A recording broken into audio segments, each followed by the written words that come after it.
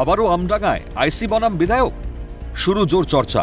এবার বিধায়ক রফিকুর রহমান বিস্ফোরক অভিযোগে সরব হলেন বর্তমান আইসি রাজকুমার সরকারের বিরুদ্ধে। দাবি তুললেন বদলের। তার কথায় অপসংস্কৃতির আখড়া হয়ে উঠছে আমডাঙ্গা। উত্তর চব্বিশ পরগনার পুলিশ প্রশাসন ভালো কাজ করছে, এটা আমি নিশ্চিত। দুই একটা ব্যতিক্রমী ব্যক্তি থাকে, এটা তার মধ্যে একজন। আমডাঙ্গার সংস্কৃতিতে দাগ লাগানোর জন্য উনি প্রস্তুত। চলতি বছরের 25 এপ্রিল পথ অবরোধকে কেন্দ্র করে রণক্ষেত্রের চেহারা নিয়েছিল আমডাঙ্গা। বিক্ষোভকারীদের হঠাৎ লাঠিচার্জ করে পুলিশ। ঘটনায় ফের আমডাঙ্গা থানার আইসির ভূমিকা নিয়ে সরব হয়েছেন আমডাঙ্গার তৃণমূল বিধায়ক রফিকুর রহমান।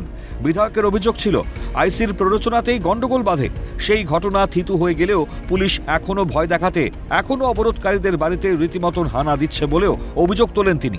বিধায়কের দাবি, মানুষ চাইছেন এই আইসির বদল হোক। আইসির মানসিকতা সম্বন্ধে আপনাকে বলতে হবে, ওই পর্যন্ত থাক। বলুন না কি আপনাদের মানে যাদেরকে বুঝিয়ে নিয়েছিল অ্যাডজাস্টমেন্ট হলো যখন, তারপরে আবার কেন তাদের বাড়িতে গিয়ে হানা দিচ্ছে? এটা তো মানে আমাদের, আমি যা কথা বলেছি, মানে ঊর্ধ্বতন কর্তৃপক্ষ অসন্তুষ্ট আমার উপরে। কার উপরে? আইসির উপরে। আমি কথা বলে যা বুঝেছি এই পর্যন্ত বলতে পারি।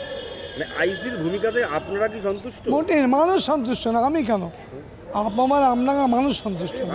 মানুষ চাইছে এই অপসংস্কৃতিমূলক একটা ব্যক্তি আমডাঙ্গার আইসি এসে আমডাঙ্গা সংস্কৃতি ক্ষতি হচ্ছে। প্রসঙ্গত, আগে আমডাঙ্গা থানার প্রাক্তন আইসি অঞ্জন কুমার দত্তের বিরুদ্ধেও একাধিক অভিযোগে সরব হয়েছিলেন বিধায়ক রফিকুর রহমান। পরে বদলি করা হয়েছিল তাকে। ফের একবার আমডাঙ্গার আইসিকে নিয়ে অসন্তোষ প্রকাশ করেছে বিধায়ক। তবে কি তারও বদলি আসন্ন? শাসকের মনোপুত না হলেই গাত্রজ্বালা? প্রশ্নটা থেকেই যাচ্ছে। অপু শীলের রিপোর্ট, ক্যালকাটা নিউজ।